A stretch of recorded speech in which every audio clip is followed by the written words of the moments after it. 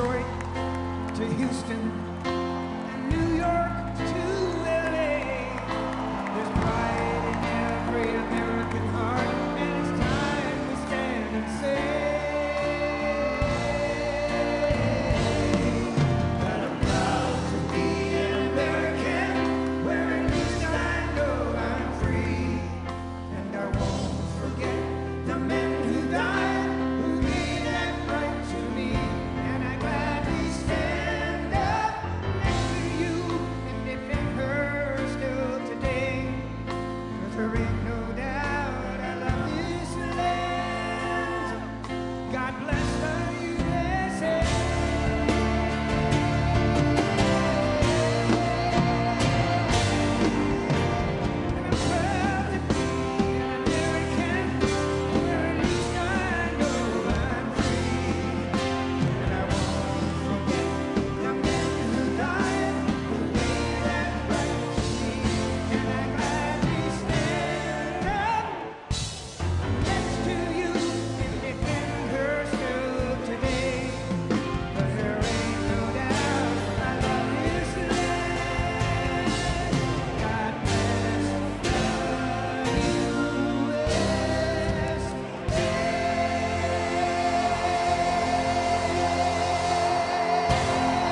the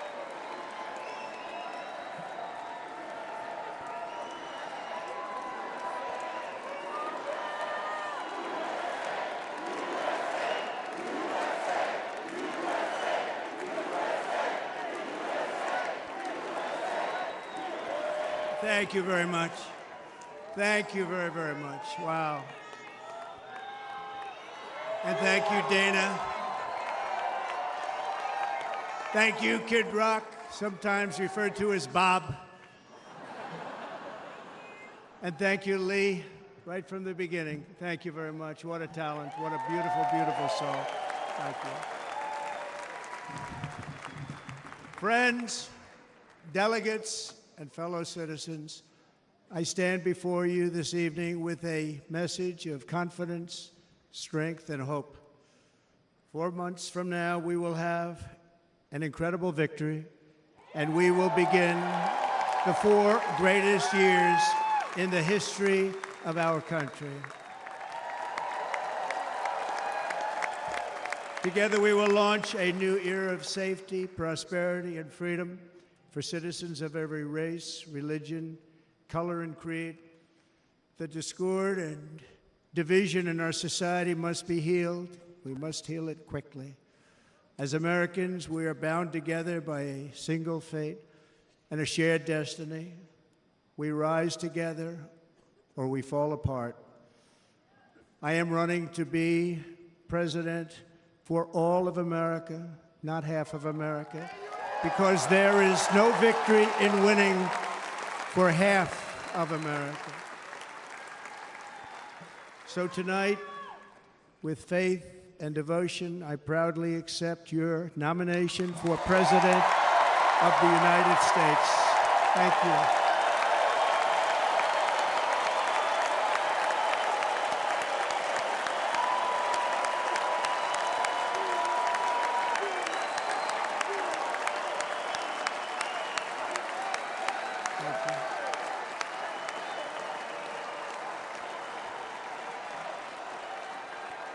Thank you very much.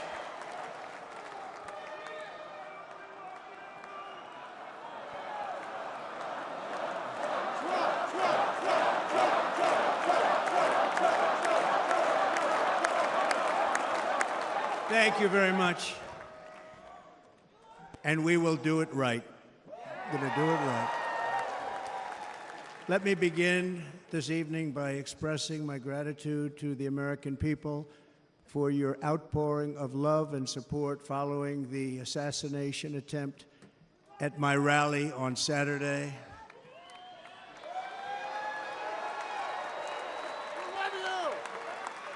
As you already know, the assassin's bullet came within a quarter of an inch of taking my life. So many people have asked me, what happened? Tell us what happened, please. And therefore, I will tell you exactly what happened, and you'll never hear it from me a second time because it's actually too painful to tell. It was a warm, beautiful day in the early evening in Butler Township in the great Commonwealth of Pennsylvania. Music was loudly playing, and the campaign was doing really well. I went to the stage, and the crowd was cheering wildly. Everybody was happy.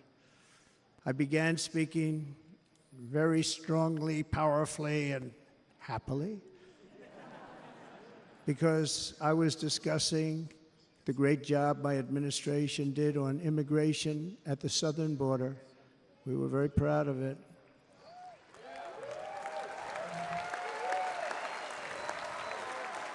Behind me and to the right was a large screen that was displaying a chart of border crossings under my leadership. The numbers were absolutely amazing. In order to see the chart, I started to, like this, turn to my right and was ready to begin a little bit further turn, which I'm very lucky I didn't do, when I heard a loud whizzing sound and felt something hit me really, really hard on my right ear. I said to myself, wow, what was that? It can only be a bullet. And moved my right hand to my ear, brought it down. My hand was covered with blood, just absolutely blood all over the place. I immediately knew it was very serious, that we were under attack, and in one movement proceeded to drop to the ground. Bullets were continuing to fly as very brave Secret Service agents rushed to the stage, and they really did. They rushed to the stage.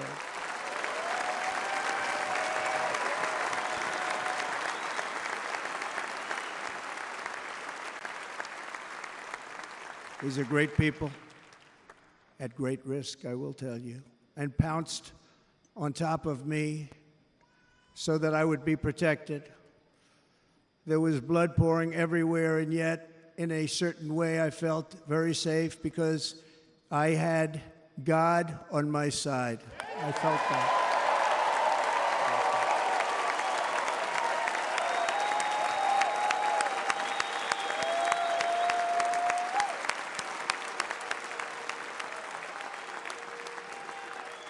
The amazing thing is that prior to the shot, if I had not moved my head at that very last instant, the assassin's bullet would have perfectly hit its mark, and I would not be here tonight. We would not be together.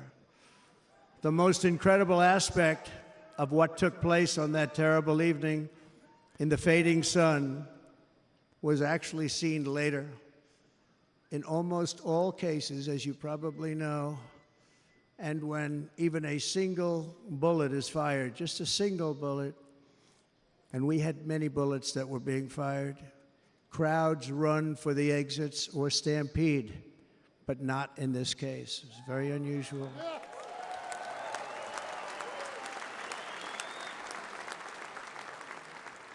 This massive crowd of tens of thousands of people stood by and didn't move an inch.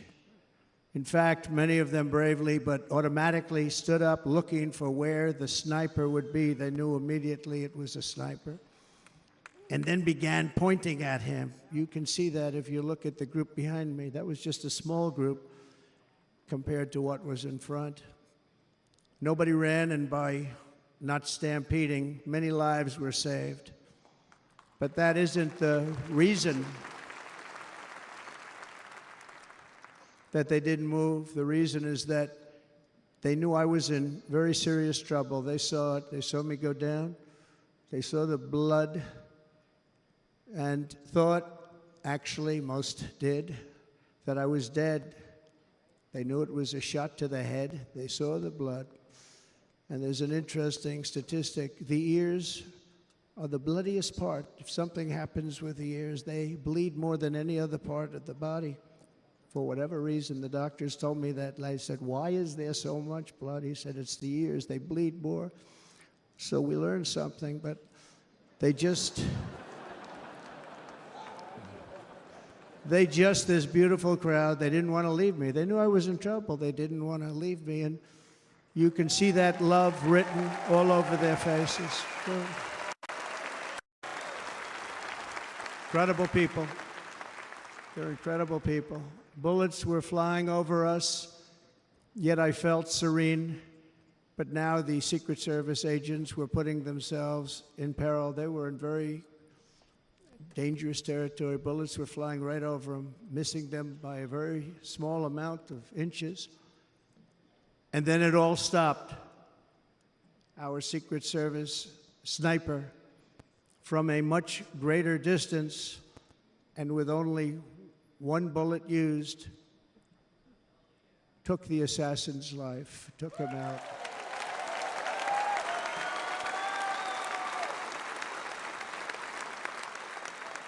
I'm not supposed to be here tonight. Not supposed to be here. Yes, you are. Yes, you are. Yeah.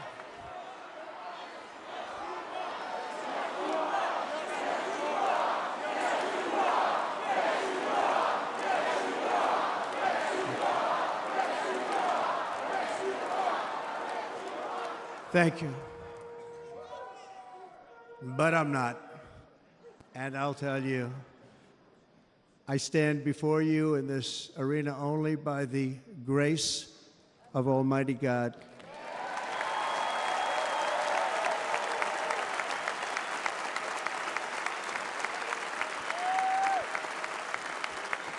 In watching the reports over the last few days, many people say it was a providential moment. Probably was. When I rose, surrounded by Secret Service, the crowd was confused because they thought I was dead, and there was great, great sorrow. I could see that on their faces as I looked out. They didn't know I was looking out. They thought it was over. But I could see it, and I wanted to do something to let them know I was okay. I raised my right arm, looked at the thousands and thousands of people that were breathlessly waiting, and started shouting, "Fight, fight, fight."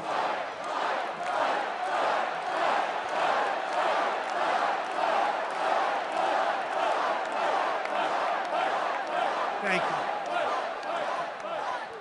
you. Once my clenched fist went up, and it was high into the air. You've all seen that. The crowd realized I was okay and roared with pride for our country like no crowd I have ever heard before. Never heard anything like it. For the rest of my life, I will be grateful for the love shown by that giant audience of patriots that stood bravely on that fateful evening in Pennsylvania. Tragically, the shooter claimed the life of one of our fellow Americans, Corey Comparator. Unbelievable person, everybody tells me. Unbelievable. And seriously wounded, two other great warriors. Spoke to them today. David Dutch and James Copenhaver. Two great people. I also spoke to all three families of these tremendous people. Our love and prayers are with them and always will be. We're never going to forget them. They came for a great rally. They were serious Trumpsters, I want to tell you. They were serious Trumpsters and still are. But Corey, unfortunately, we have to use the past tense. He was incredible. He was a highly respected former fire chief, respected by everybody. Was accompanied by his wife, Helen, incredible woman. I spoke to her today, devastated, and two precious daughters. He lost his life selflessly acting as a human shield to protect them from flying bullets. He went right over the top of them and was hit. What a fine man he was.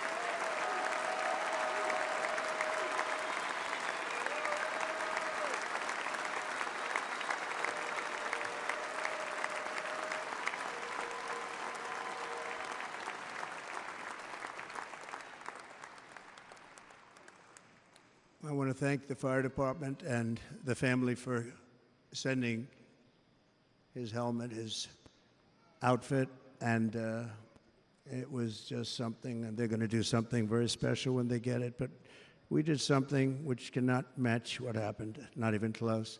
But I am very proud to say that over the past few days, we've raised $6.3 million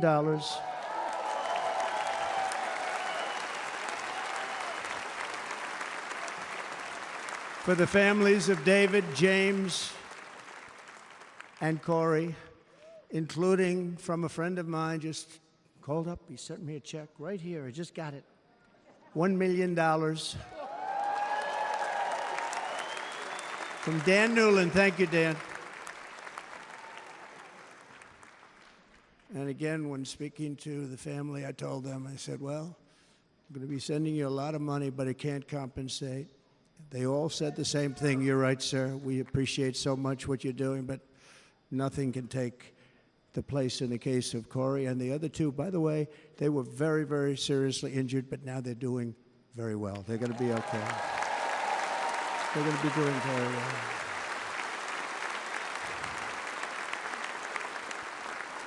They're warriors.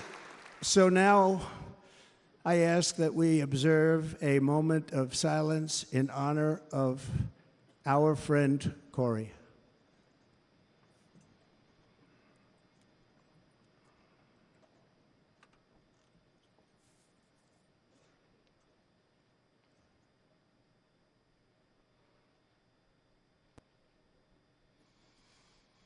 There is no greater love than to lay down one's life for others.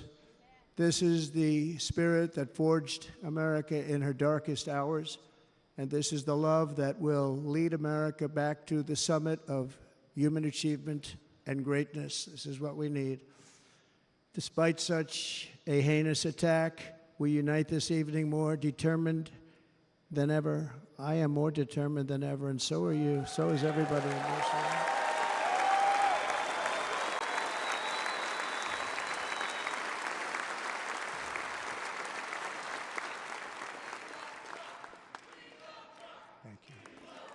Thank you very much.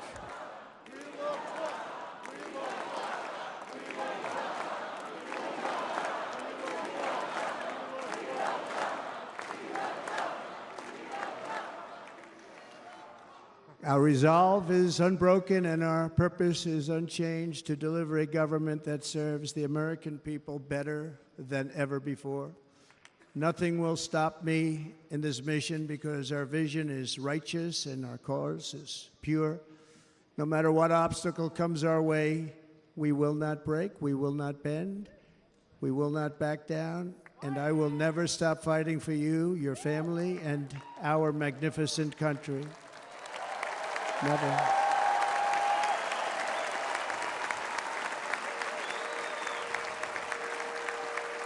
And everything I have to give with all the energy and fight in my heart and soul, I pledge to our nation tonight. Thank you very much. I pledge that to our nation. We're going to turn our nation around, and we're going to do it very quickly. Thank you.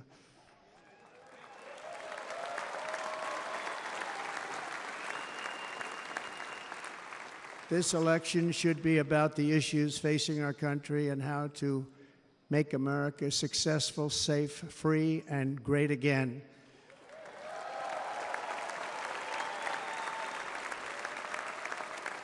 In an age when our politics too often divide us, now is the time to remember that we are all fellow citizens. We are one nation under God, indivisible, with liberty and justice for all.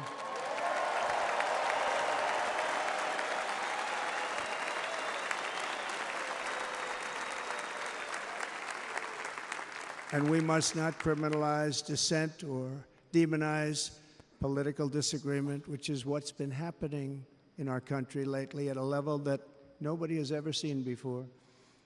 In that spirit, the Democrat Party should immediately stop weaponizing the justice system and labeling their political opponent as an enemy of democracy.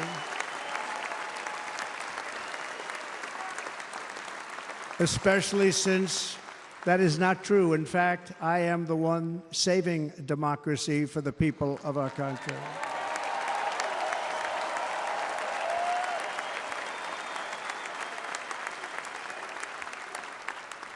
And very big news, as you probably just read, on Monday a major ruling was handed down from a highly respected federal judge in Florida, Eileen Cannon, finding that the prosecutor and the fake documents case against me were totally unconstitutional, and the entire case was thrown out of court. With all of that publicity, thrown out of court. If Democrats want to unify our country, they should drop these partisan witch hunts, which I have been going through for approximately 8 years.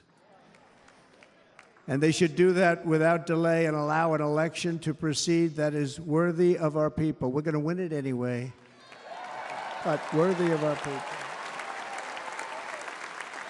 On this journey, I am deeply honored to be joined by my amazing wife, Melania.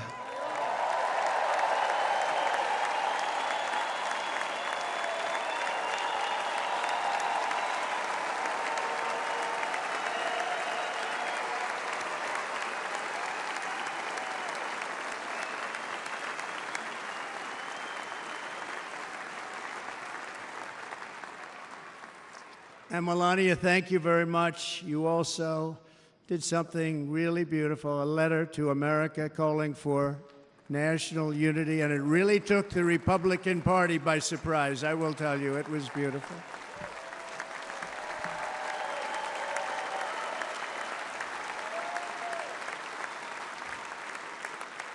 In fact, some very serious people said that we should take that letter and put it as part of the Republican platform. That would be an honor, wouldn't it? Right, Mr. Congressman? But it captivated so many, so I also want to thank my entire family for being here. Don, Kimberly, Ivanka and Jared, Eric and Lara, Tiffany and Michael, Barron. We love our Barron.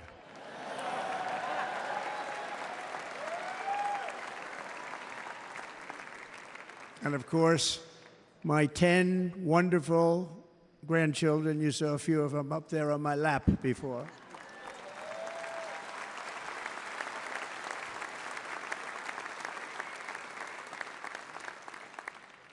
And how good was Dana? Was Dana good? I mean, was he good?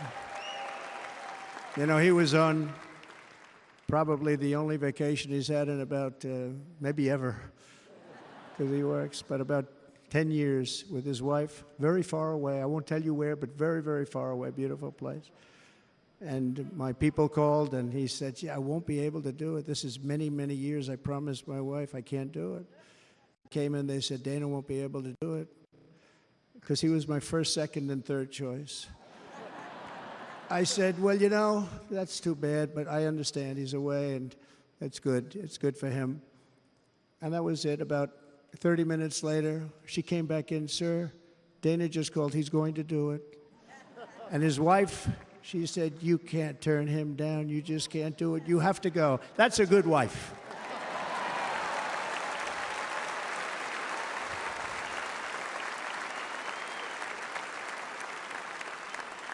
So he got on a plane. He got here a little while ago. Now he's going to get on the plane in a little while, and he's going to go back home to his wife. But they're great, and I just want to thank her and him and their whole family, because that's not easy. And Kid Rock, same thing. Called, he said, I want to be a part of it. I want to be a part, because, you know, Kid does his great song, Big, Big Monster song. I had no idea. You know, he became a friend of mine over the last 10 years. And he's amazing. Everyone loves him. I didn't even know how big he was. You know, he has rallies, 35, 40,000 people he gets every time he goes out. I think he's making so much money, he doesn't know what the hell to do with it. You want to know? And then we have my other friend, and I've known him so long, and we took that song, and it was a big success, but we made that. I saw a chart of great songs to America. That was #1 on the chart recently, #1. So that's Lee Greenwood, a very special, beautiful person. He's a beautiful man. But they all wanted to be here. They called. And how about the Hulkster? How good was he? Is he up? Where is he? Boy, oh boy.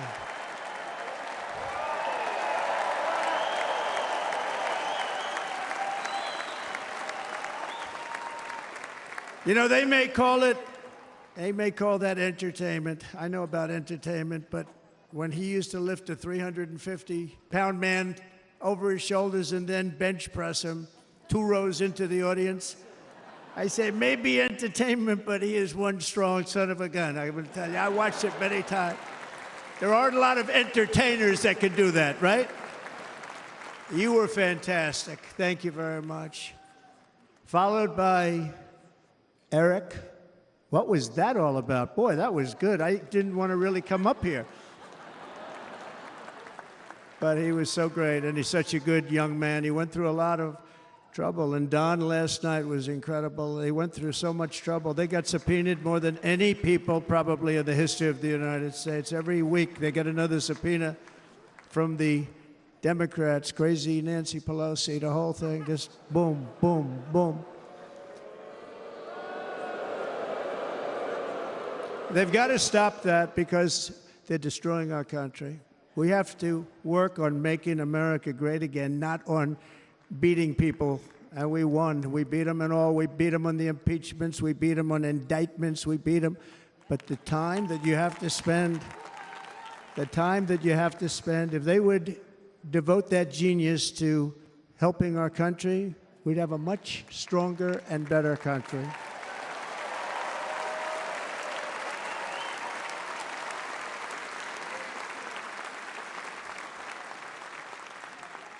And Jason, the biggest star in country music. Jason, thank you for being here.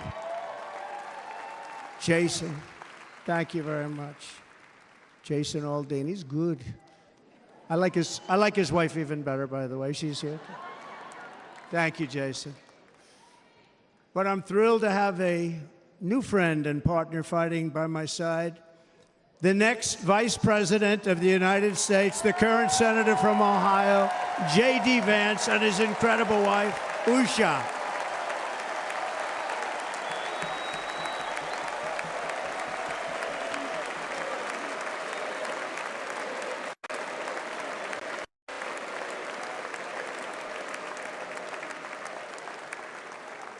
He's going to be a great Vice President. He's going to be great. He'll be with this country and with this movement, greatest movement in the history of our country, Make America Great Again. When they criticize it, they say, we're going to try and stop MAGA. I said, MAGA is Make America Great Again. What are you going to stop? There's nothing to stop. Then they say, oh, that's right. It's very tough to fight it. And all of the people that did try and fight it have failed. But he's going to be with us for a long time, and it was an honor to select him. Great, great student at Yale. His wife was a great student at Yale. They met at Yale. These are two smart people. So, JD, you're going to be doing this for a long time. Enjoy the ride.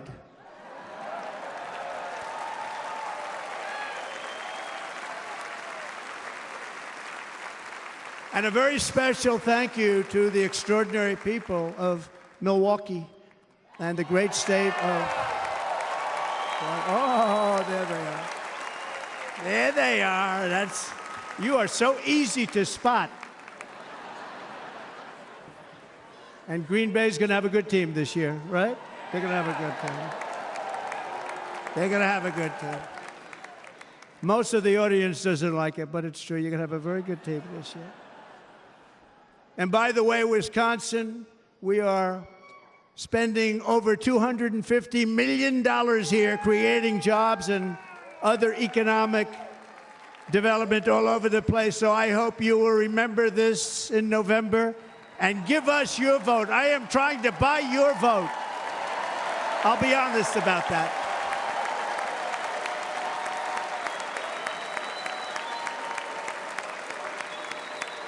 And I promise we will make Wisconsin great again. We're going to make it. Thank you, Mr. Governor. Thank you very much. Thank you. I'm here tonight to lay out a vision for the whole nation. To every citizen, whether you're a young or old man or woman, Democrat, Republican, or independent, black or white, Asian or Hispanic, I extend to you a hand of loyalty and of friendship. Together, we will lead America to new heights of greatness like the world has never seen before. We were right there in the first term. We got hit with COVID. We did a great job. Nobody knew what it was, but nobody's ever seen an economy pre-COVID. And then we handed over a stock market that was substantially higher than just prior to COVID. Coming in, did a great job. Never got credit for that. We got credit for the war and defeating ISIS and so many things. The great economy, the biggest tax cuts ever, the biggest regulation cuts ever, the creation of Space Force, the rebuilding of our military. We did so much. We did so much. Right to try. Right to try is a big deal. We got right to try. They were trying to get that for 52 years. Somebody's terminally ill, and hopefully there's nobody in this audience, but it does happen a lot. They're terminally ill and they can't use our new space-age drugs and other things that we are way ahead. We have the greatest doctors in the world, the greatest laboratories in the world, and you can't do it. They've been trying to get that approved for 52 years. Wasn't that easy? The insurance companies didn't want to do it. They didn't want the risk. The labs didn't want to do it because if it didn't work, people are pretty far down the line toward death. They didn't want to do it. The doctors didn't want to have it on their records, so I got everybody into an office. 52 years they tried. Sounds simple, but it's not. And I got them to agree that somebody that needs it will, instead of going to Asia, Europe, or someplace, or if you have no money going home and dying, just die. We got them to sign an agreement, agree to it, where they're not going to sue anybody. They're going to get all of this stuff. They're going to get it really fast. And what's happened is we're saving thousands and thousands of lives. It's incredible. Right to try. It's a great feeling. Under our leadership, the United States will be. No nation will question our power. No enemy will doubt our might. Our borders will be totally secure. Our economy will soar. We will return law and order to our streets, patriotism to our schools, and importantly, we will restore peace, stability, and harmony all throughout the world. But to achieve this future, we must first rescue our nation from failed and even incompetent leadership. We have totally incompetent leadership. This will be the most important election in the history of our country. Under the current administration, we are indeed a nation in decline. We have an inflation crisis that is making life unaffordable, ravaging the incomes of working and low-income families, and crushing, just simply crushing our people like never before. They've never seen anything like it. We also have an illegal immigration crisis, and it's taking place right now as we sit here in this beautiful arena. It's a massive invasion at our southern border that has spread misery, crime, poverty, disease, and destruction to communities all across our land. Nobody's ever seen anything like it. Then there's an international crisis, the likes of which the world has seldom been part of. Nobody can believe what's happening. War is now raging in Europe and the Middle East. A growing specter of conflict hangs over Taiwan, Korea, the Philippines, and all of Asia. And our planet is teetering on the edge of World War III. And this will be a war like no other war because of weaponry. The weapons are no longer army tanks going back and forth shooting at each other. These weapons are obliteration. It's time for a change. This administration can't come close to solving the problems. We're dealing with very tough, very fierce people. They're fierce people. And we don't have fierce people. We have people that are a lot less than fierce, except when it comes to cheating on elections and a couple of other things. Then they're fierce. Then they're fierce. So tonight, I make this pledge to the great people of America.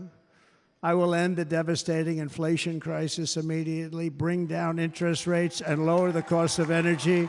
We will drill, baby, drill.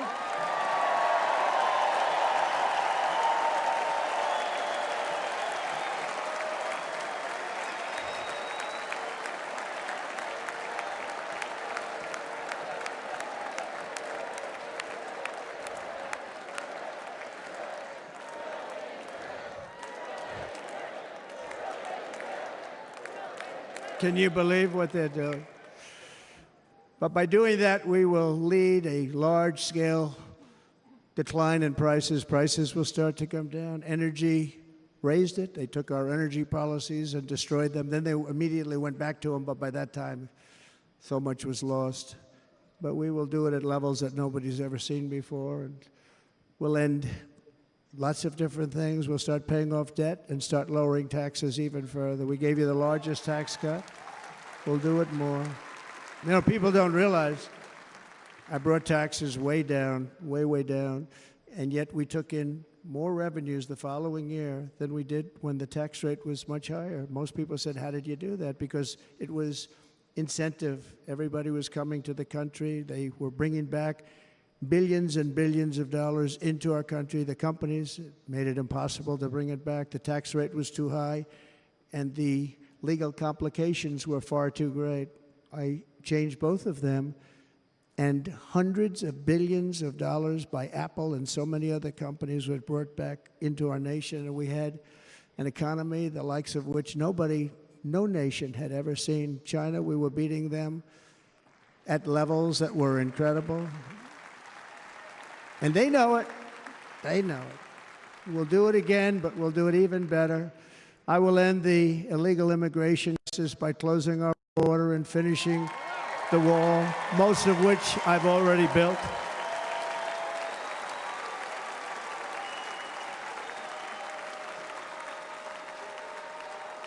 On the wall, we were dealing with a very difficult Congress. And I said, oh, that's okay. We won't go to Congress. I call it an invasion. We gave our military almost $800 billion. I said, I'm going to take a little of that money because this is an invasion. And we built, most of the wall is already built. And we built it through using the funds because what's better than that? We have to stop the invasion into our country that's killing hundreds of thousands of people a year. We're not going to let that happen. I will end every single international crisis that the current administration has created, including the horrible war with Russia and Ukraine, which would have never happened if I was president, and the war caused by the attack on Israel, which would have never happened if I was president. Iran was broke. Iran had no money. Now Iran has $250 billion. They made it all over the last 2.5 years. They were broke. I watched the other day on a show called Deface the Nation. Has anyone seen it? And they had a congressman who was a Democrat say, well, whether you like him or not, Iran was broke dealing with Trump. I told China and other countries, if you buy from Iran, we will not let you do any business in this country, and we will put tariffs on every product you do send in of 100% or more. And they said to me, well, I think that's about it. They weren't going to buy any oil. And they were ready to make a deal. Iran was going to make a deal with us. And then we had that horrible, horrible result that we'll never let happen again. The election result, we're never going to let that happen again. They used COVID to cheat. We're never going to let it happen again. And they took off all the sanctions, and they did everything possible for Iran. And now Iran is very close to having a nuclear weapon, which would have never happened. This is a shame what this administration, the damage that this administration has done. And I say it often. If you took the 10 worst presidents in the history of the United States, think of it, the 10 worst, added them up, they will not have done the damage that Biden has done. Only going to use the term once. Biden. I'm not going to use the name anymore, just one time. The damage that he's done to this country is unthinkable. It's unthinkable. Together we will restore vision, strength, competence, and we're going to have a thing called common sense making most of our decisions, actually. It's all common sense. Just a few short years ago, under my presidency, we had the most secure border and best economy in the history of our country, in the history of the world. We had the greatest economy in the history of the world. We had never done anything like it. We were beating every country, including China, by leaps and bounds. Nobody had seen anything like it. We had no inflation. Soaring incomes were going. Nobody can believe it. You can't believe what happened 4 years ago is happening now in reverse. And the world was at peace. Inflation has been a killer for our country. No matter what you make it doesn't matter, because inflation is eating you alive. People that were putting away money, they were making great wages, the highest they've ever made, but they were putting away a lot of money. Now they are just being destroyed. They're not putting away anything. They're barely living. They're going into savings accounts. They're taking out their money to live because of inflation. Inflation, remember, it's called a country buster. You can go back to Germany from 100 years ago. You can go back to any country that suffered great inflation. We've suffered the worst inflation we've ever had. But go back and see what's happened to those countries. We've had the worst inflation we've ever had of this person. But in less than 4 years, our opponents have turned incredible success into unparalleled tragedy and failure. It's been a tremendous failure. Today, our cities are flooded with illegal aliens. Americans are being squeezed out of the labor force, and their jobs are taken. And by the way, you know who's taking the jobs that are created? 107% of those jobs are taken by illegal aliens. And you know who's being hurt the most by millions of people pouring into our country? The black population and the Hispanic population, because they're taking the jobs from our black population, our Hispanic population, and they're also taking them from unions. The unions are suffering because of it. Thank you. Thank you. I like you too. Thank you very much. Inflation has wiped out the life savings of our citizens and forced the middle class into a state of depression and despair. That's what it is. It's despair and depression. We cannot and will not let this continue. Less than 4 years ago, we were a great nation, and we will soon be a great nation again. We're going to be a great nation again.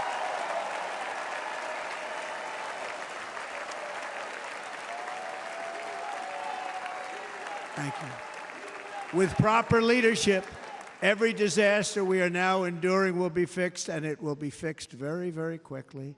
So tonight, whether you've supported me in the past or not, I hope you will support me in the future, because I will bring back the American dream. That's what we're going to do. You don't even hear about the American dream anymore.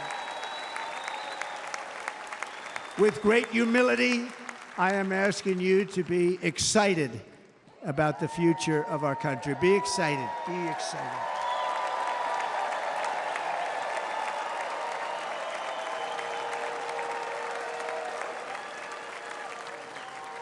And by the way, the news reports, look at all of those big networks. Look at them. They're all here. But every one of them has said this could be the most organized, best run, and most enthusiastic convention of either party that they've ever seen. Every single one.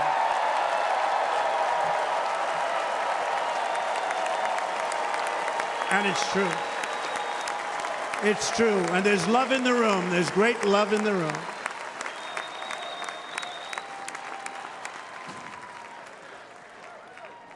So I better finish strong. Otherwise, we'll blow it. And we can't let that happen. Now, this was great. All of the great people that spoke, and everybody hit a home run. I mean, there's not one that I can think of where I said, oh, gee, that wasn't great. Every single person. I refuse to be the only one. Don't do that to me.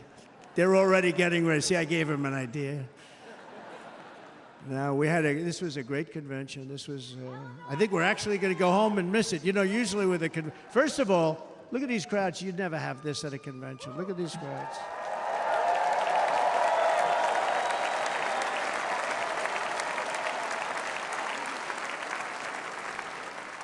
Love, it's about love. This week, the entire Republican Party has formally adopted an agenda for America's renewal, and you saw that agenda. And it's very short compared to the long, boring, meaningless agendas of the past, including the Democrats. They write these things that are hundreds of pages long, and they never read them after they're done. In their case, fortunately, they don't read them because they're pretty bad. It's a series of bold promises that we will swiftly implement when you give us a Republican House. And Mr. Speaker, thank you very much. We have our great Speaker of the House with us tonight. Mr. Speaker, thank you very much. Thank you. A Republican Senate, we have many senators here. And send me back to our beautiful White House just a few short months from now. We're talking about just months. It can't come fast enough. We have to get it done. First, we must get economic relief to our citizens. Starting on day one, we will drive down prices and make America affordable again. We have to make it affordable. It's not affordable. People can't live like this. Under this administration, current administration, groceries are up 57%, gasoline is up 60 and 70%, mortgage rates have quadrupled. And the fact is, it doesn't matter what they are because you can't get the money anyway. You can't buy houses. Young people can't get any financing to buy a house. The total household costs have increased an average of $28,000 per family under this administration. Republicans have a plan to bring down prices and bring them down very, very rapidly. By slashing energy costs, we will in turn reduce the cost of transportation, manufacturing, and all household goods. So much starts with energy. And remember, we have more liquid gold under our feet than any other country by far. We are a nation that has the opportunity to make an absolute fortune with its energy. We have it, and China doesn't. Under the Trump administration, just 3.5 years ago, we were energy independent. But soon, we will actually be better than that. We will be energy dominant and supply not only ourselves, but we will supply the rest of the world with numbers that nobody has ever seen, and we will reduce our debt, $36 trillion. We will start reducing that, and we will also reduce your taxes still further. Next, and by the way, they want to raise your taxes 4 times, think of it. And all my life, I grew up watching politicians. I always loved politics, I guess. I was on the other side. I'd watch and they were always talking about, we will give you a tax cut. We will give you a tax cut. My whole life I was watching, I will give you a tax cut, right, Mr. Congressman? That's all they talked about. This is the only administration that said, we're going to raise your taxes by 4 times what you're paying now, and people are supposed to vote for them? I've never heard it. You're paying too much.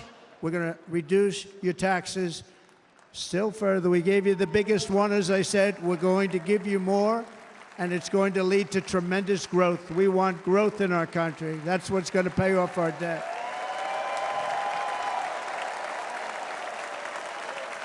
And next, we will end the ridiculous and actually incredible waste of taxpayer dollars that is fueling the inflation crisis. They've spent trillions of dollars on things having to do with the Green New Scam. It's a scam. And that's caused tremendous inflationary pressures in addition to the cost of energy.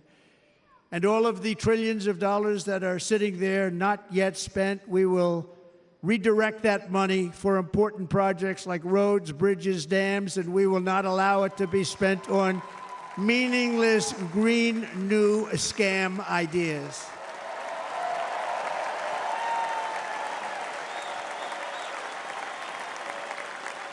And I will end the electric vehicle mandate on day one.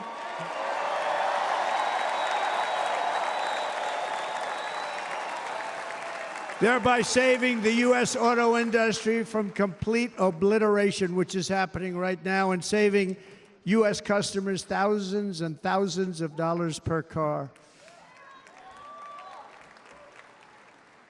And right now, as we speak, large factories just started are being built across the border in Mexico. So with all the other things happening on our border, and they're being built by China to make cars and to sell them into our country.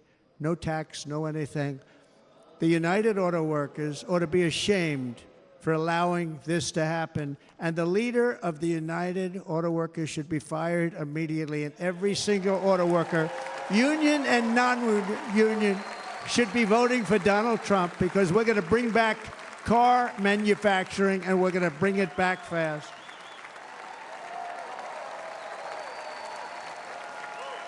They're building some of the largest auto plants anywhere in the world. Think of it, in the world. And we're going to bring it back. We're going to make them. We don't mind that happening, but those plants are going to be built in the United States, and our people are going to man those plants.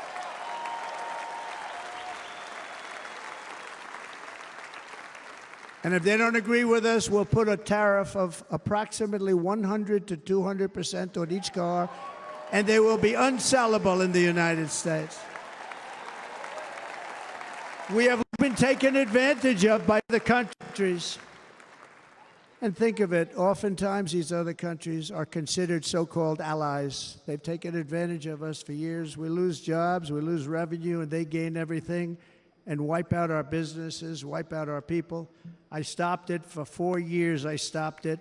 And we're really ready to make changes like nobody had seen before. And remember, USMCA, I got rid of NAFTA, the worst trade deal ever made, and replaced it with USMCA, which is, they say, the best trade deal ever made. Actually, probably the best trade deal was the deal I made with China, where they buy $50 billion worth of our product. They were buying nothing. They buy $50 billion worth. They had to. But I don't even talk about it because of COVID. I don't even mention it, frankly, because of what happened with the China virus.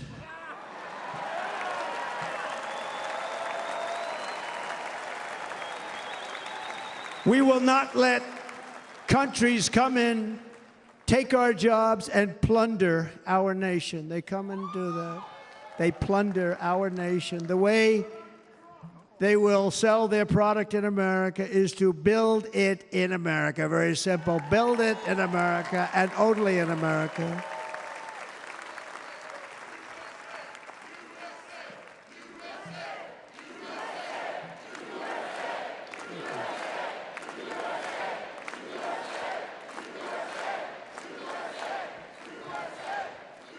And this very simple formula, and Congress has to go along with us, and they will.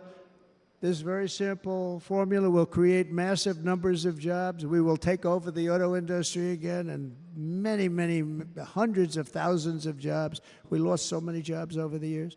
If you go back 20, 25 years, they've stolen, going to China and Mexico, about 68% of our auto industry manufacturing jobs. We're going to get them all back. We're going to get them all back, every one of them. At the center of our plan for economic relief are massive tax cuts for workers that include something else that's turned out to be very popular, actually. Here it's very popular, in this building and all those hotels that I saw that are so nice. I'm staying in a nice one. It's called no tax on tips. No tax on tips. No tax on tips.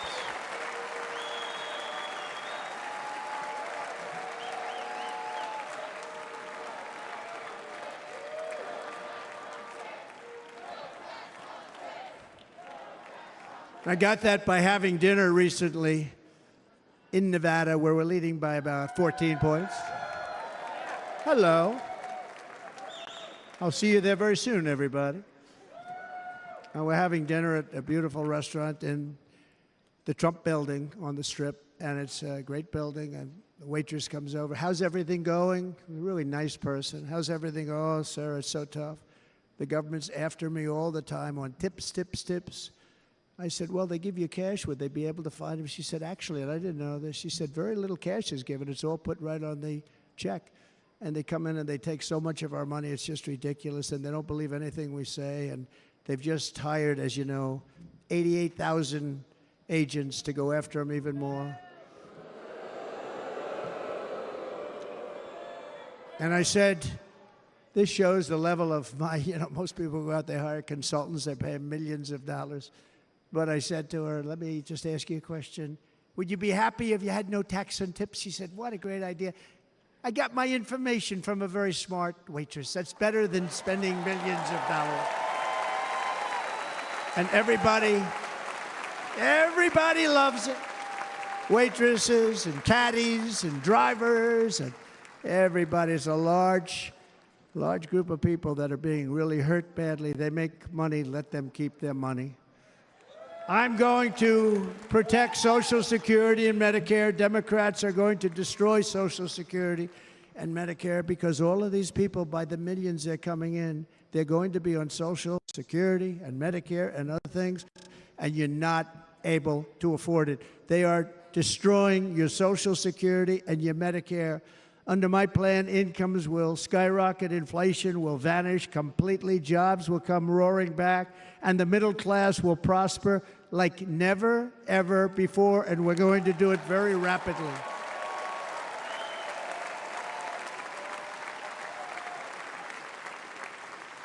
But no hope or dream we have for America can succeed unless we stop the illegal immigrant invasion, the worst that's ever been seen anywhere in the world. There's never been an invasion like this anywhere. Third world countries would fight with sticks and stones not to let this happen.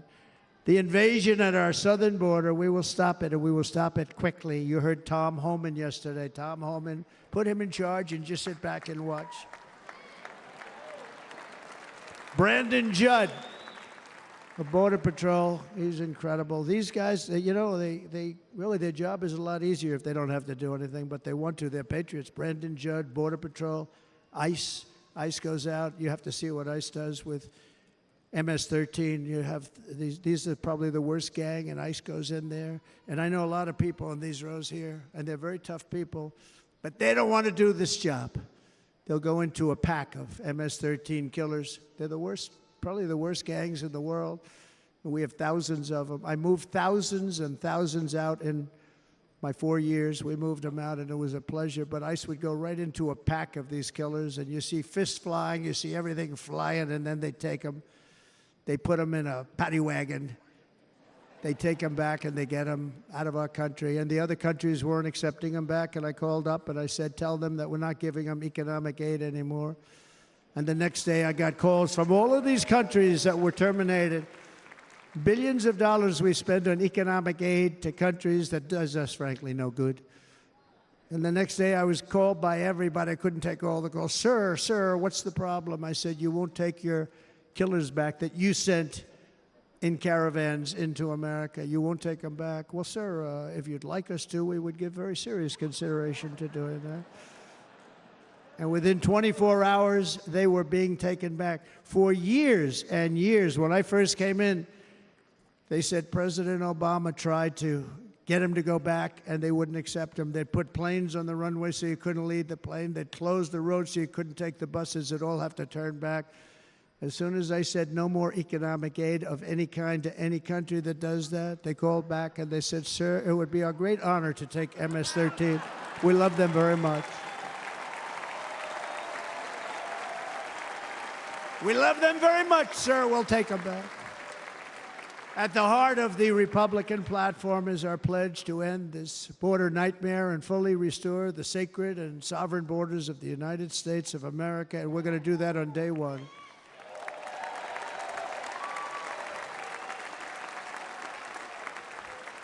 That means two things on day one, right? Drill, baby, drill, and close our borders.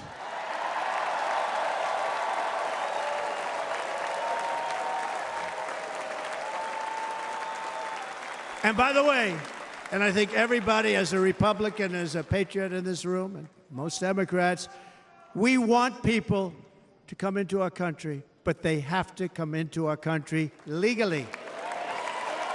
Legally. Less than 4 years ago, I handed this administration the strongest border in American history. But you can see on the chart that saved my life, that was the chart that saved my life. I said, look it, I'm so proud of it. I think it's one of the greatest, it was done by the Border Patrol, one of the greatest charts I've ever seen. It showed everything just like that. You know the chart. Oh, there it is. That's pretty good. Wow. Last time I put up that chart, I never really got to look at it. But without that chart, I would not be here today.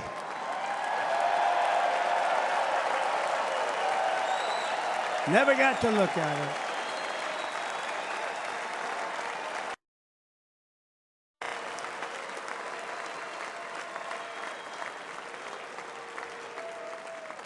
I said, you got to see this chart. I was so proud of it, and by the time I got to there, I never got to see it that day. But I'm seeing it now, and I was very proud. If you look at the arrow on the bottom, that's the lowest level, the one on the bottom, heavy red arrow. That's the lowest level of illegal immigrants ever to come into our country in recorded history, right there. Right there. And that was my last week in office.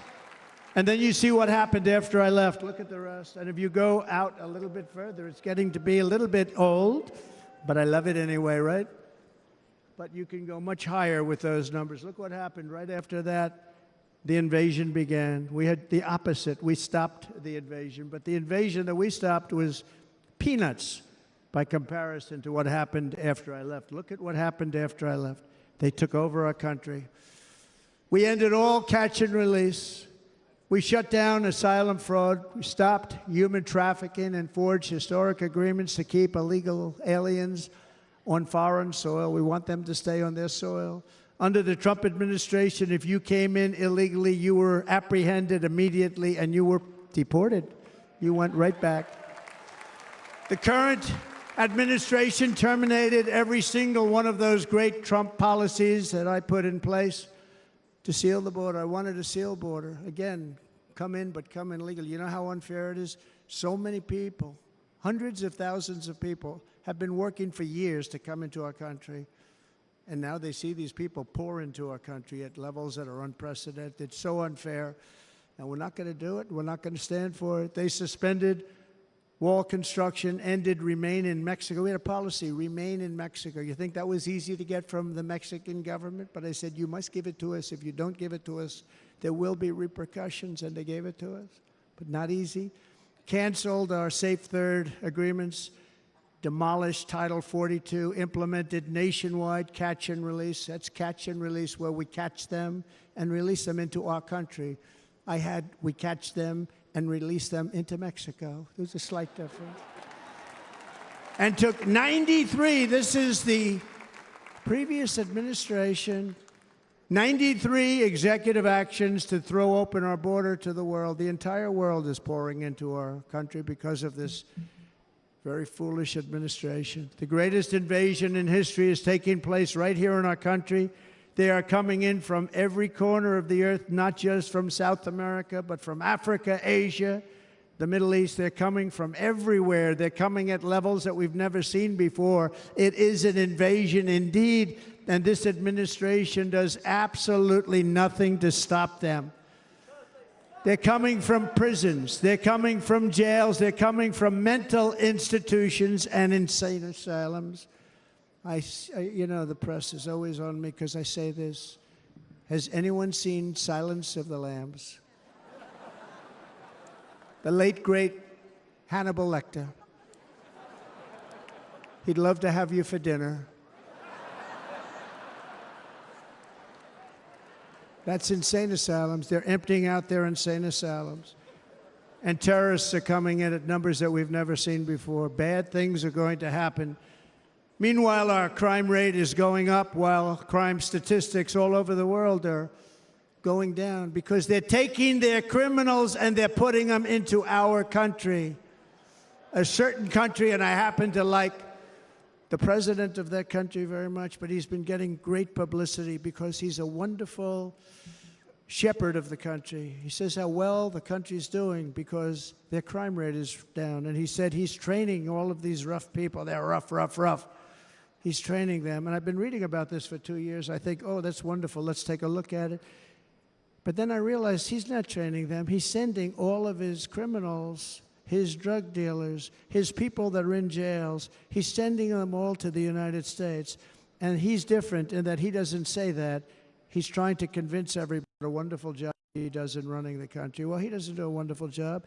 And by the way, if I ran one of the countries, many countries, many countries from all over, I would be worse than any of them. I would have had the place totally emptied out already.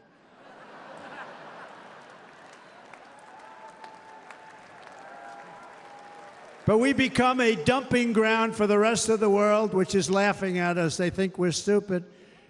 And they can't believe that they're getting away with what they're getting away with, but they're not going to be getting away with it for long. That's what I can tell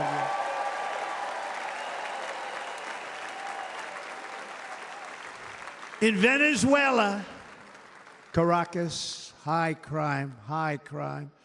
Caracas, Venezuela. Really a dangerous place, but not anymore. Because in Venezuela, crime is down 72%. In fact, if they would ever win this election, I hate to even say that, we will have our next Republican convention in Venezuela because it will be safe. Our cities will be so unsafe, we will not be able to have it there. In El Salvador, murders are down by 70%. Why are they down? Now, he would have you convinced that because he's trained murderers to be wonderful people. No. They're down because they're sending their murderers to the United States of America. This is going to be very bad. And bad things are going to happen, and you're seeing it happen all the time. That's why, to keep our families safe, the Republican platform promises to launch the largest deportation operation in the history of our country. Even larger than that of President Dwight D. Eisenhower from many years ago. You know, he was a moderate, but he believed very strongly in borders. He had the largest deportation operation we've ever had. Just recently, I spoke to the grieving mother of Jocelyn Nungary, a wonderful woman, a precious 12-year-old girl from Houston who last month was tied up, assaulted, and strangled to death after walking to the convenience store just a block away from her house. Her body was dumped near the side of the road in a shallow creek, found by some onlookers who couldn't believe what they had witnessed. Charged with Jocelyn's heinous murder are 2 illegal aliens from Venezuela who came across our border, were in custody, and were then released into the country by this horrible, horrible administration that we have right now. I also met recently with the heartbroken mother and sister of Rachel Morin. Rachel was a 37-year-old mom of 5 beautiful children who was brutally raped and murdered while out on a run. She wanted to keep herself in good shape. It was very important to her. She was murdered. The monster responsible first killed another woman in El Salvador before he was led into America by the White House. This White House let them in. He then attacked a 9-year-old girl and her mother in a home invasion in Los Angeles before murdering Rachel in Maryland. Traveled all throughout the country, doing tremendous damage. Rachel's mother will never be the same. I spent time with her. She will never be the same. I've also met with the wonderful family of Laken Riley, the brilliant 22-year-old nursing student. She was so proud of being first in her class, who was out for a jog on the campus of the University of Georgia when she was assaulted, beaten, and horrifically killed. Yet another American life was stolen by a criminal alien set free by this administration. And these were incredible people we're talking about. These were incredible people who died. Tonight, America, this is my vow. I will not let these killers and criminals into our country.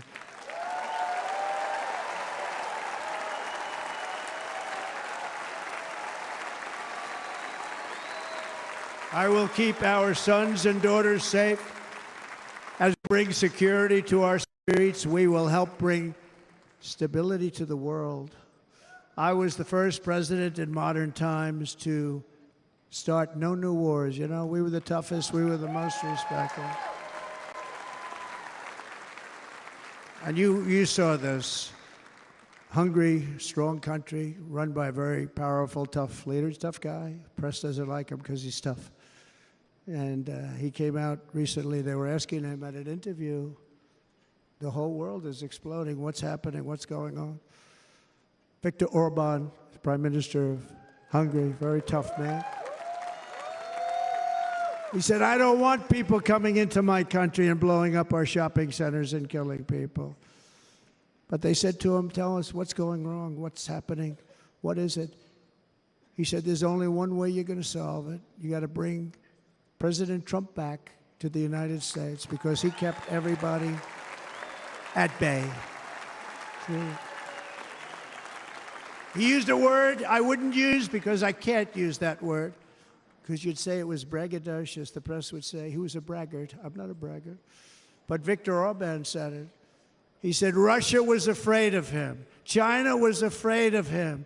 Everybody was afraid of him. Nothing was going to happen. The whole world was at peace. And now the world is blowing up around us. All of these things that you read about were not going to happen. Under President Bush, Russia invaded Georgia. Under President Obama, Russia took Crimea. Under the current administration, Russia is after all of Ukraine. Under President Trump, Russia took nothing.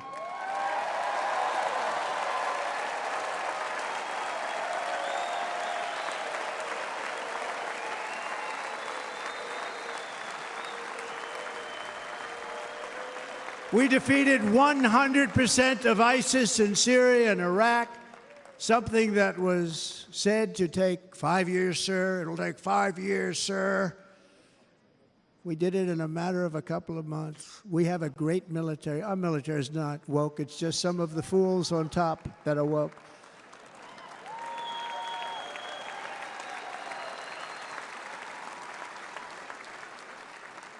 I got along very well. North Korea, Kim Jong-un, I got along very well with him. The press hated when I said that. How could you get along with him? Well, you know, it's nice to get along with somebody who has a lot of nuclear weapons or otherwise, isn't it? See, in the old days, they'd say, that's a wonderful thing. Now they say, how could you possibly do that? But no, I got along with him, and we stopped the missile launches from North Korea. Now North Korea is acting up again, but when we get back, I get along with him. He'd like to see me back, too. I think he misses me, if you want to know the truth. Our opponents inherited a world at peace and turned it into a planet of war. We're in a planet of war. Look at that attack on Israel. Look at what's happening with Ukraine. The cities are just bombed out. How can people live like that where buildings, massive buildings, are falling to the ground? It began to unravel with the disastrous withdrawal from Afghanistan, the worst humiliation in the history of our country. We have never had a humiliation like that.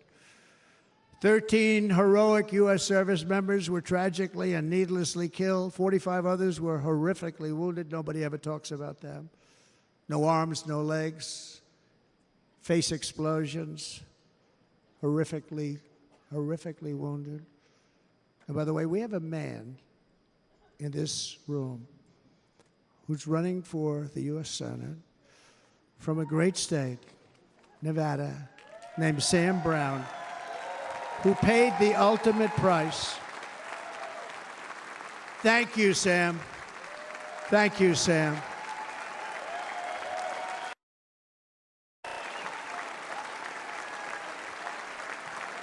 He paid the biggest price probably ever paid by anybody that is running for office, and I think he's going to do great. He's running against a person that is not good, not respected, a total lightweight. But Sam, I think, paid, really, we were talking about it with some of the senators that are working so hard for Sam, but he paid the biggest price of any senator ever to run for the Senate. I don't think anybody's ever what he did. He was a real hero, a really great person, and he's running, and I hope that everybody gets out and votes for Sam Brown.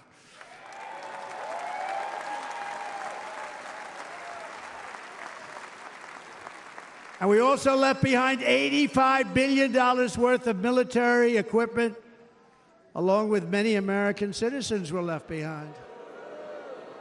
Many, many American citizens, emboldened by that disaster, Russia invaded Ukraine. They saw this group of people that were incompetent.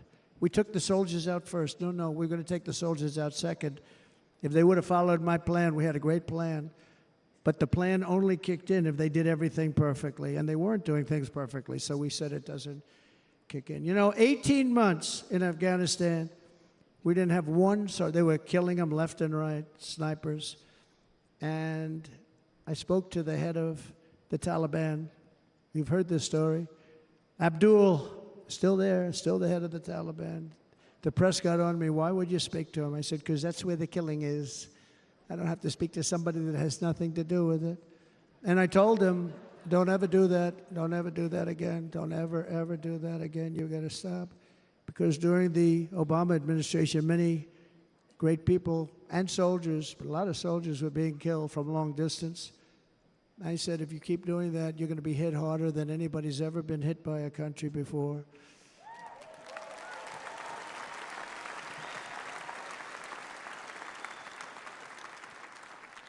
And he said, I understand, Your Excellency. He called me Your Excellency. I wonder if he calls the other guy Your Excellency. I doubt it. The other guy gave him everything. I mean, what kind of a deal was that? He walked out, gave him everything. Do you know that right now Afghanistan is one of the largest sellers of weapons in the world? They're selling the brand new, beautiful weapons that we gave them. But think of it. He actually said to me, but why do you show me a picture of my home? I said, you'll have to ask your people or one of your wives. But he could figure it out. And for 18 months, we had not one attack on an American soldier by the Taliban. 18 months.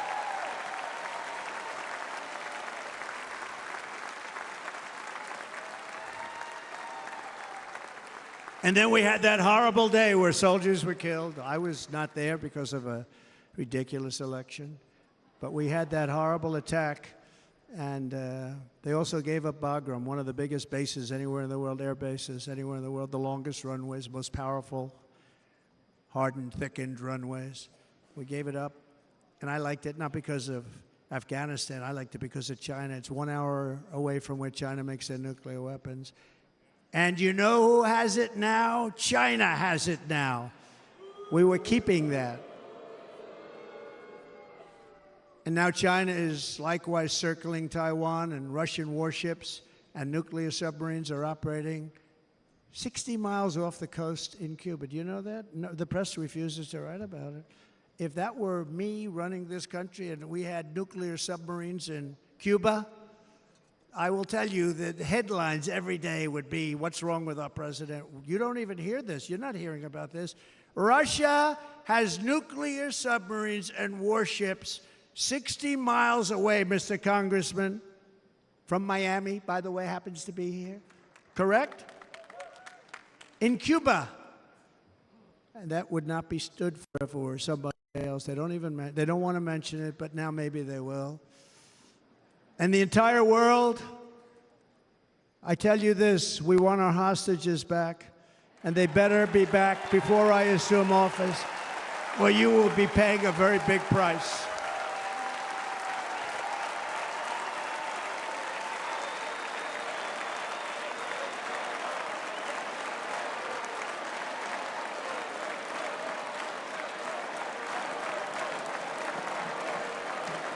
With our victory in November, the years of war, weakness, and chaos will be over. I don't have wars. I had no wars other than ISIS, which I defeated, but that was a war that was started. We had no wars. I could stop wars with a telephone call. I could stop wars with just a telephone call. If properly stated, it would never start. We will replenish our military and build an Iron Dome missile defense system to ensure that no enemy can strike our homeland. And this great Iron Dome will be built entirely in the USA. We're going to build it in the USA. And Wisconsin, just like I gave you that massive ship contract, and you're doing a very nice job, Governor, right? Thank you, Governor. And they're doing a great job. In fact, I had a little design change, and we gave them a tremendous for essentially what we used to call destroyers. These are now the most beautiful. They look like yachts. I said, we have to take the bow, and we have to make it a little nicer and a little point at the top instead of a flat nose. And the people at the shipyard said, this guy sort of knows what he's doing. We have the most beautiful ships, right, Governor? And everybody sitting over there. And it was a big contract that everybody wanted. I gave it to Wisconsin, but we're going to have a lot of that built right here in the state of Wisconsin and all other states. Israel has an Iron Dome. They have a missile defense system. 342 missiles were shot into Israel, and only one got through a little bit. It was badly wounded. It fell to the ground, but most of them are. And Ronald Reagan wanted this many years ago, but we really didn't have the technology many years ago. Remember, they called it Starship, spaceship, anything to mock him. But he was a very good president, very, very good.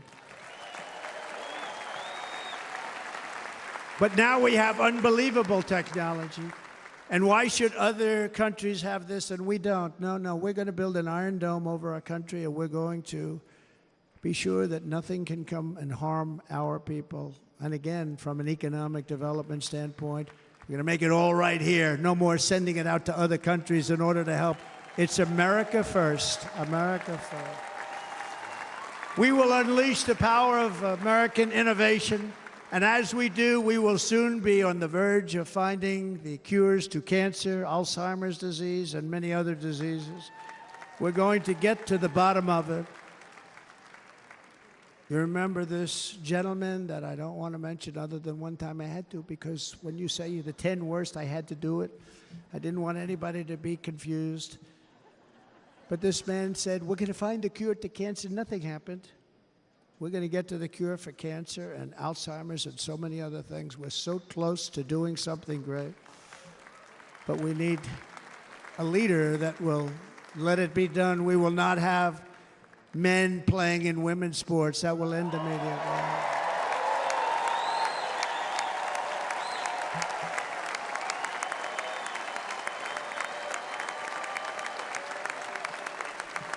And we will restore and renovate our nation's once great cities, making them safe, clean, and beautiful again. And that includes our nation's capital, which is a horrible killing field. So many things. They leave from Wisconsin, they go to look at the Washington Monument, they end up getting stabbed, killed, or shot. We will be very soon very proud of our capital, again, Washington, D.C.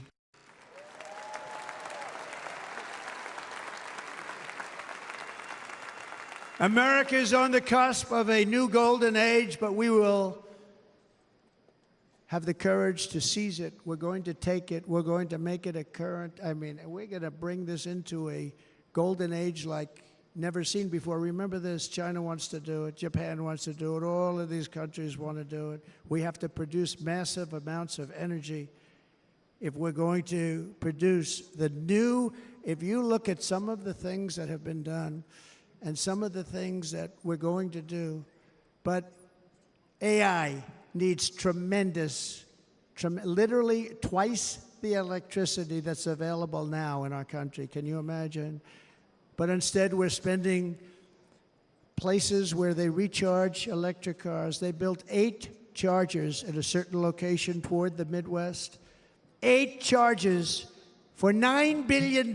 Think of them as a tank for filling up your gas. Think of it. They spent $9 billion on 8 chargers, 3 of which didn't work. And if you were going to do this all over our country, this crazy electric mandate, if you're going to do this all, and by the way, I'm all for electric. They have their application. But if somebody wants to buy a gas-powered car, gasoline-powered car, or a hybrid, they're going to be able to do it. And we're going to make that change on day 1.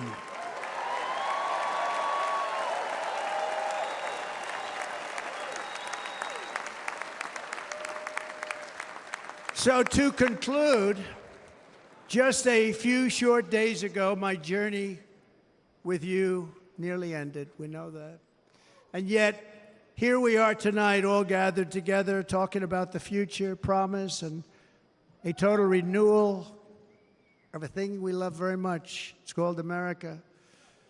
We live in a world of miracles. None of us knows God's plan or where life's adventure will take us. I want to thank Franklin Graham for being here tonight. He's an outstanding man.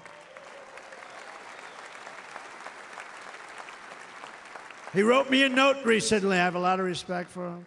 Sir, I love your storytelling. I think it's great in front of these big rallies. But, sir, please do me one favor. It won't make any difference. Please don't use any foul language.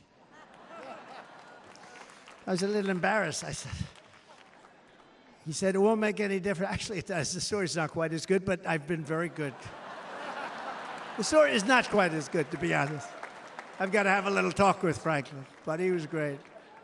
He's a great gentleman. His father was so incredible, Billy Graham. My father used to love taking me to see Billy Graham. My father would take me to see Billy Graham at Yankee Stadium. He had the biggest rallies you've ever seen. He was a good rally guy, too.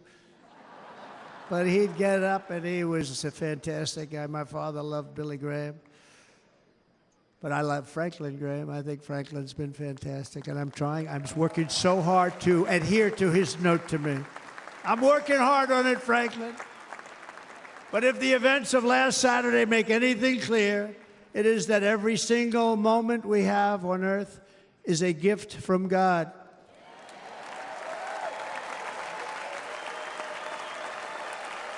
We have to make the most of every day for the people and for the country that we love. The attacker in Pennsylvania wanted to stop our movement, but the truth is the movement has never been about me. It has always been about you. It's your movement. It's the biggest movement in the history of our country by far. Can't be stopped. It can't be stopped.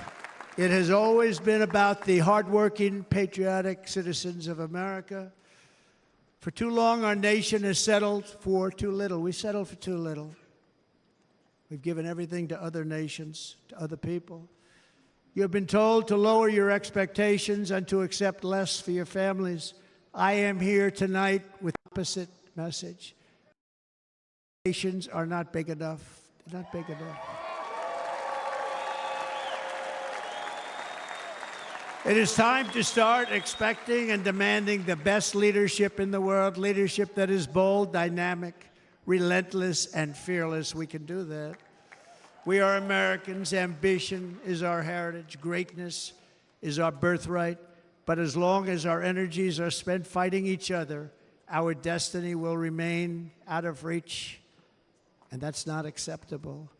We must instead take that energy and use it to realize our country's true potential and write our own thrilling chapter of the American story. We can do it together. We will unite. We are going to come together, and success will bring us together.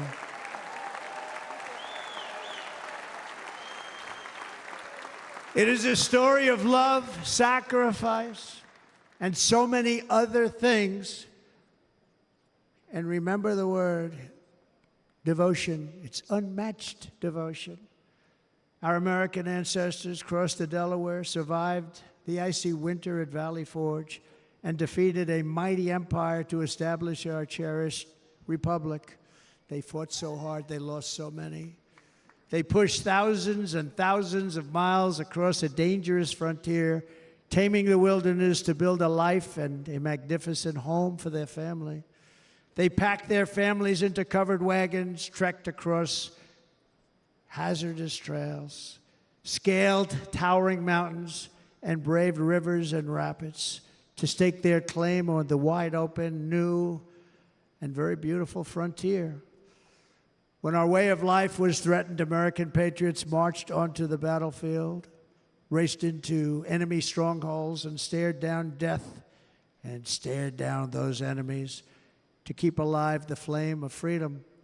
At Yorktown, Gettysburg, and Midway, they joined the roll call of immortal heroes. So many just so many heroes, so many great, great people. And we have to cherish those people. We can't forget those people. We have to cherish those people.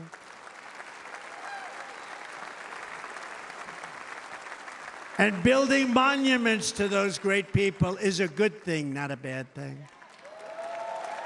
They saved our country. No challenge was too much. No hardship was too great. No enemy was too fierce. Together, these patriots soldiered on and endured, and they prevailed because they had faith in each other, faith in their country, and above all, they had faith in their God.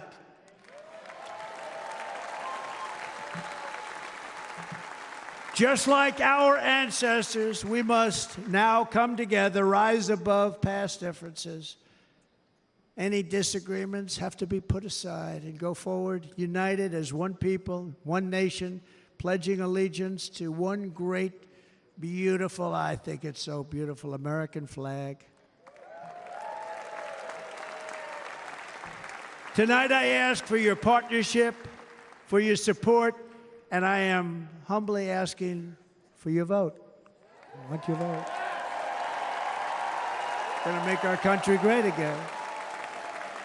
Every day I will strive to honor the trust you have placed in me, and I will never, ever let you down. I promise that. I will never let you down. To all of the forgotten men and women who have been neglected, abandoned, and left behind, you will be forgotten no longer. We will press forward, and together we will win, win, win.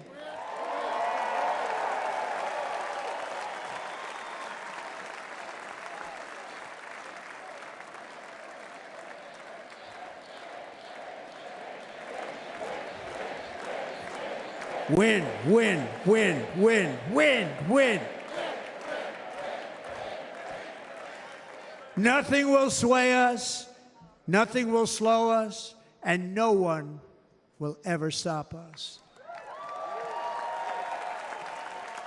No matter what dangers come our way, no matter what obstacles lie in our path, we will keep striving toward our shared and glorious destiny, and we will not fail. We will not fail.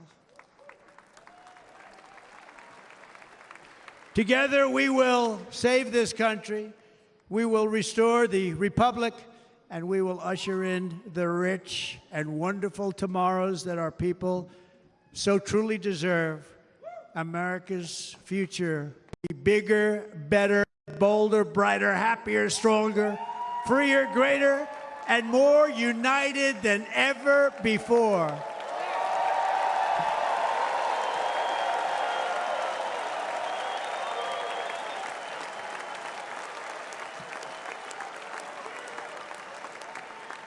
And quite simply put, we will very quickly make America great again. Thank you very much. Thank you very much, Wisconsin. God bless you. God bless you, Wisconsin, and God bless the United States of America, our great country. Thank you very much, everybody. Thank you.